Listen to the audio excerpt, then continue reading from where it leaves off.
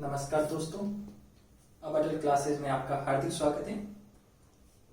दोस्तों, आप सबकी डिमांड पर मैं आज से जियोलॉजी जिन्होंने ऑप्शनल सब्जेक्ट के रूप में लिया है इस शिफ्ट में, तो उनके लिए रोज यूनिट वाइज इंपॉर्टेंट वीडियो डालूंगा जो उनके बेसिक फंडामेंटल कंसेप्ट हैं उनको तैयार करने में सहायता कर सके। तो दोस्तों, इस शिफ्ट का जिन्होंने फॉर्म में अप्लाई कर रखा है और कुछ तो ऐसे हैं जिन्हें देखा जाए तो फॉर्म डाल दिया लेकिन यही पता नहीं है कि इसकी पोस्ट है क्या। लोगों ने कह दिया इससे की पोस्ट निकली है, बीएससी बेसिक क्वालिफिकेशन है तो बीएससी की भी थी और डाल दिया। और कोई तो ऐसे हैं जिन्होंने 2018 में फॉर्म डाला है, वापस देखा तुमने कि हमने कौन से ऑप्शनल सब्जेक्ट लिए हैं, तो उनका तो मैटर नहीं है, वो इस कॉम्पिटेंस से बिल्कुल बाहर है, तो उनकी तरफ तो देखना ही नहीं है। अब एशिफ्ट एग्जाम कोई सोच रहे हैं कि कंपटीशन बिल्कुल कम है, कोई कह रहे हैं ज्यादा है। मैं जैसे मेरा जो डाटा और जो मैंने जिनसे सुना है, एशिफ्ट एग्जाम में कंपटीशन बहुत ज्यादा है। ज्यादा इसलिए क्योंकि जो आईएफएस की तैयारी कर रहे हैं, जिन्होंने आईएफएस की, आपको पता है आईएफएस में भी ऑप्शनल सब्जेक्ट होता है, तो उन्होंने एशिफ्ट फॉर्म भी डाला है, तो आपको कड़ी टक्कर वो देंगे जिसमें अदर स्टेट के भी लोग हो सकते हैं, और है डेफिनेटली है।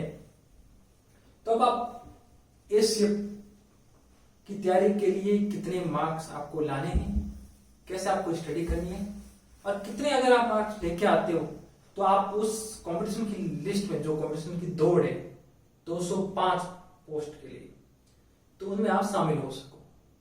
तो आपको इसके लिए कम से कम 350 फॉरेस्ट रेंजर के लिए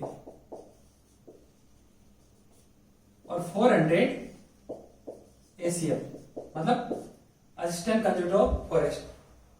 कुछ लोगों ने फॉर्म डाला कि फॉरेस्ट रेंजर एसीएफ, बात कुछ नहीं देखा, प्रायोरिटी बढ़नी थी, बहुत लोगों ने फॉरेस्ट रेंजर डाल दी क्योंकि पता नहीं था, बहुत सालों बाद वैकेंसी निकली है तो पता नहीं था, फॉरेस्ट रेंजर डाल दी। लेकिन ये लोगों को जब बाद में पता चला कि फॉरेस्ट रेंजर ही प्रमोटेड होके इससे बनता है, तो लोगों में होड़ मच गई वापस फॉर्म में प्रायोरिटी एसिप देने की। तो इसके लिए काफी लोगों ने आवेदन किए थे। फिर बीच में 2018 में ये जो गुर्जर आरक्षण और स्वर्ण आरक्षण के जो वेटेज था, उनके आधार पे इस भर्ती को रद्द कर दिया गया। अभी वापस इसके फॉर्म अप्लाई कराए गए, तो और उसके बाद इसमें कॉम्पिटिशन और ज्यादा फॉर्म भरे गए और बढ़ गया। और उसके बाद आपने देखा होगा काफी सारे कोचिंग सेंटर इनके सब्जेक्ट की कोचिंग के लिए भी आ गए। लेकिन अभी लॉकडाउन की स्थिति में इसका ऑनलाइन क्लासेस बहुत कम, शायद तक मिलेगी भी नहीं। तो कैसे जियोलॉजी सब्जेक्ट, क्योंकि जियोलॉजी सब्जेक्ट जिन्होंने लिया है मुझे पता है, क्योंकि जिन्होंने जियोलॉजी सब्जेक्ट लिया, अगर वो बंदा एमएससी पास आउट है तो उसको कोई गाइडेंस की जरूरत नहीं है। लेकिन मुझे पता है ज्यादातर उन्होंने लिया है या तो कुछ बीएससी करके, और काफी साल में उनको वापस याद आई कि हाँ जियोलॉजी में पढ़ी थी तो जियोलॉजी ले लेते हैं। और कुछ ऐसे हैं जिन्होंने फिजिकल जियोलॉजी जो फर्स्ट यूनिट है वो देखा इजीली के ज्योग्राफी जैसी है, ले लेते हैं, इजी सब्जेक्ट है, दूसरी कौन पेजामारी करेगा। लेकिन अगर देखा जाए तो इतना इजी भी तो नहीं है। जियोलॉजी मतलब ज्योग्राफी खाली एक बाहरी जियोलॉजी आपको अंदर तक लेके जाता है, एक पूरा बेसिक कैसे फॉर्मेशन हुआ। ज्योग्राफी में आपको डाटा याद करना है, लेकिन जियोलॉजी में बनते कैसे हैं, उनके पीछे क्या क्या कॉजेज रहे हैं, क्या क्या कारण रहे हैं, वो सब इसमें आएंगे। और जियोलॉजी अगर देखा जाए, जियोलॉजी ऐसा सब्जेक्ट है जिसके अंदर टोटल सब्जेक्ट आ गए, जैसे पैलेंटोलॉजी बायोलॉजी होगी एक तरह से, रिमोट सेंसिंग एक तरह से स्पेस साइंस से रिलेटेड हो गया, मिनरोलॉजी, क्रिस्टलोग्राफी देख लो, मिनरोलॉजी में केमिकल कंपोजिशन केमिस्ट्री रिलेटेड हो गया। आप इकोनॉमिक जियोलॉजी देख लो, आप जितने भी शैली की विज्ञान है, पेट्रोलॉजी आप देख लो, इसके अंदर तकरीबन माइनिंग जियोलॉजी, इंजीनियरिंग जियोलॉजी देखा जाए तो तकरीबन 15 से 20 सब्जेक्ट, मतलब इतने वाइड सब्जेक्ट है। और अगर उनकी पर्टिकुलर बुक्स पढ़ते की देखें तो कम से कम प्रत्येक ब्रांच की जियोलॉजी की 2-3 मिनिमम बुक मिलेगी, मिनिमम, और वो भी एक बुक 500 से 600 पेज की। मतलब समझते हैं? आप खाली बुक ही पढ़ते, लेकिन अपने को इतना हाईली प्रेशर भी नहीं लेना है कि मैं ये भी पढ़ लूँ वो पढ़ लूँ। अपने को स्मार्ट वर्क करना है, मतलब कम टाइम में कम मैटर के साथ मैं ज्यादा से ज्यादा मार्क्स कैसे लाऊं।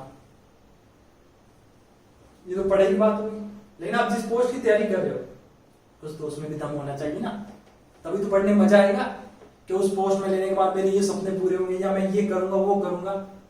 सबसे पहले एसीएफ। एसीएफ उन लोगों के लिए बहुत ही बढ़िया पोस्ट है जो प्रकृति प्रेमी है, जिन्हें जानवरों से, पेड़ पौधों से, मतलब जो प्रकृति द्वारा दिए गए हैं प्राकृतिक संसाधनों से प्यार प्रेम है, उनके लिए एसीएफ। एसीएफ की फुल फॉर्म क्या है? असिस्टेंट कंजर्वेटर ऑफ फॉरेस्ट, मतलब सहायक वन संरक्षक, वन की रक्षा करने वाला। तो ये पोस्ट, एसीएफ की पोस्ट लाइक एसटीएम इक्विवेलेंट और आरपीएस उसकी इक्विवेलेंट पोस्ट है। आपको गाड़ी मिलेगी, बंगला मिलेगा, सिक्योरिटी गार्ड भी मिलेंगे, बहुत चीजें जो मिलनी चाहिए वो सब मिलेगी। ये 5400 पे स्केल की, ये 4800 पे स्केल की। तो आपको दोनों में जो भी पोस्ट मिले, इसका फॉरेस्ट रेंजर का प्रमोटेड होगी, एसीएफ बन जाओगे। लेकिन आप अगर शुरुआत एसीएफ ले लेते हो तो आगे डीएफओ, आईएफएस, तो एक तरह से देखा जाए। और दूसरा, ये सबसे बड़ा फैक्टर यहाँ काम कर रहा है, ये ओनली साइंस वालों के लिए। इसमें साइंस वाले अप्लाई कर सकते हैं, जिसमें जो मेडिकल वाले हैं उनके सब्जेक्ट नहीं है, बाकी साइंस वाले नहीं अप्लाई कर सकते। तो अब आपको कितने कैसे देख लो, इसमें आपको सबको पता है 200 नंबर के 2 ऑप्शनल है और 100 नंबर का इंग्लिश और 100 नंबर का जीके। अब आप इसमें कठिनाई आपको कहां आएगी? इसमें आपको मुश्किल ये रहेगी कि प्रत्येक में क्वालिफाई होना है। ऑप्शनल में तो आप क्वालिफाई हो जाओगे, नो डाउट, अगर थोड़ा सा पढ़ लोगे अच्छा क्वालिफाई हो जाओगे, क्योंकि ऑप्शन जिन्होंने लिए उनका बीएससी या एमएससी में कोई एक तो ऑप्शन रहा है, दूसरा त्याग कर लें। 100 नंबर का इंग्लिश है। राजस्थान के जो ज्यादातर जो युवा है बैकग्राउंड उनका गांव से, तो उनकी इंग्लिश कमजोर है, तो इंग्लिश में 40% आपको लाने जरूरी है। तो इंग्लिश की आपको अच्छी तैयारी करनी होगी। दूसरा जीके, जीके आएगा आरएस लेवल का, और आरएस लेवल का जीके आपको पता है 40% मेरिट आरएस में भी ले जाती है, ये आपको पता है। तो आरएस का इंग्लिश में आप 40% लाना जरूरी है, क्योंकि आप तीनों पेपरों में 500 में से अगर 400 लिखे हो, अगर एक पेपर में पास नहीं हो तो इसका मतलब आप क्वालिफाई नहीं हो। तो आपको चारों पेपर में इक्विवेलेंट बिठाना पड़ेगा, मान लो। तो आपको मोस्टली ये ध्यान रखना है कि मैं सब में अच्छे मार्क्स लेके आऊं, मेरा जो एम है 400 मार्क्स का वो कंप्लीट करो, क्योंकि आप इतने लेके आते हो फिर इंटरव्यू इससे ज्यादा लेके आते हो, इंटरव्यू अपना जो 75 नंबर का वो आसान हो जाता है। तो आपको स्मार्ट वर्क कैसे करना है उसके लिए आपको बताता हूं। मोस्टली अपन जियोलॉजी की यूनिट कल से शुरू करेंगे, लेकिन उसके बारे में थोड़ा आपको ब्रीफ इंट्रोडक्शन भी देना जरूरी था। तो अब अपन चलते हैं, आपको स्मार्ट वर्क कैसे करना है। आपको सबसे पहले बेसिक बुक्स जियोलॉजी की, बेसिक बुक्स मतलब वो बुक जिसके अंदर जियोलॉजी का 80% क्लियर हो जाता है। छोटी बुक 300 पेज की होगी ज्यादा से ज्यादा। कौन सी बुक आती है? एक जीबी महापात्रा, केएम बांगड़ और परवीन सिंह। कोई भी बुक पढ़े 70% मैटर आपका क्लियर हो ही जाता है। अगर मैटर समझना है तो ये तीनों लेके आओ, आपका 80% मैटर यही कंप्लीट। इन्हें आप अच्छी तरह घोट डालो, पी डालो इंग्लिश की।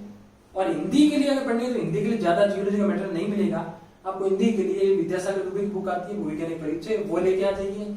हिंदी ग्रंथ अकादमी, जिसमें मध्य प्रदेश और बिहार इनकी हिंदी ग्रंथ अकादमी से आती है जियोलॉजी बुक, वो ले लो हिंदी की। और अपने इसी साल राजस्थान माध्यमिक शिक्षा बोर्ड ने अपने जियोलॉजी की 11-12 की भूविज्ञान की बुक्स निकाली हिंदी में, वो आप पढ़ लीजिए। उसके बाद आप ज्यादा हिंदी का मैटर आपको नहीं मिलेगा, और उसके लिए आप कहीं से बाहर से मंगवानी पड़ेगी, यहाँ आपको नहीं मिलेगा।